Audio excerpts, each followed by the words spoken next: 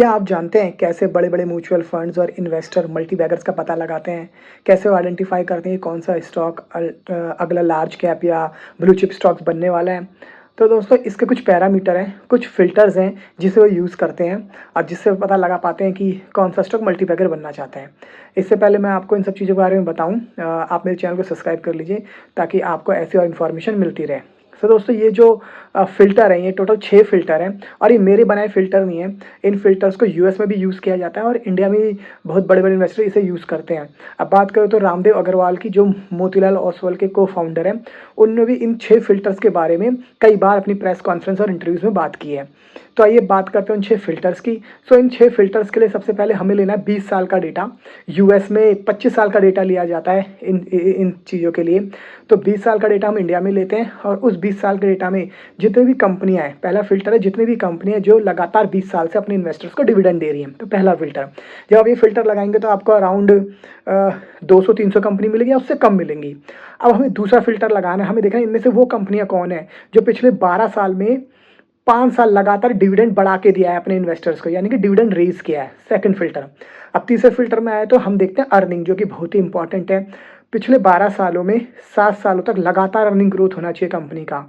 12 साल इसलिए क्योंकि 12 साल एक बिज़नेस साइकिल होता है, जहाँ पे एक कंपनी अपना पूरा राइज़ और फॉल देख लेती है और उन सब चीज़ों में कैसे डील करना है, उन एनवायरनमेंट में से वो भी सीख लेती है।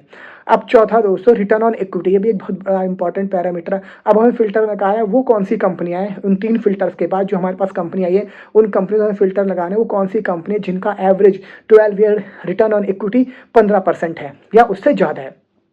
अभी 4 फ़िल्टर लग के जो भी हमारे पास कंपनी आएगी, हमने देखना है उन कंपनियों की लिक्विडिटी स्टॉक मार्केट में कैसी है।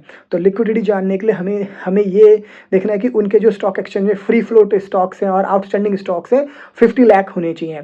50 लाख स्टॉक्स अगर फ्रीली ट्रेड हो रहे होंगे तो आपको कभी शेयर्स बाय और सेल करने में प्रॉब्लम नहीं आएगी, भरपूर लिक्विडिटी मिलेगी। अब ये 5 फ़िल्टर का जितने भी हमारे पास कंपनी आती है, उन कंपनियों में हमें देखना है कि स्पेशलाइज़्ड इन्वेस्टर कितने हैं, रिटेल इन्वेस्टर्स नहीं, स्पेशलाइज़्ड इन्वेस्टर यानी कि जो बड़े-बड़े इंस्टीट्यूशंस होते हैं। अब स्पेशलाइज़्ड इन्वेस्टर में काउंट होते हैं फॉर एग्ज़ाम्पल अगर एचडीएफसी एएमसी है, उसकी 5 स्कीम्स हैं और इन 5 स्कीम्सों ने उन स्टॉक्स में पैसा लगा रखा है, तो ये सब 5 मिलके बनाएँगी 5 स्पेशलाइज़्ड इन्वेस्टर। तो ऐसे अराउंड 80 स्पेशलाइज़्ड इन्वेस्टर होने चाहिए उस स्टॉक में। अगर ये 6 क्राइटेरिया के बाद जो भी लिस्ट आपके पास आती है, वो स्टॉक सही में ब्लू चिप, लार्ज कैप या मल्टीबैगर बनने का दमखम रखता है। दोस्तों ये थी वो 6 ट्रिक्स जो आप भी यूज़ कर सकते हैं मल्टीबैगर्स या blue chip stocks find out करने के लिए जो एक्सेप्शनल रिटर्न दे सकते हैं। तो आप बताइए मुझे आप इस बारे में क्या सोचते हैं और ऐसी इन्फॉर्मेशन चैनल जो सब्सक्राइब करें। धन्यवाद।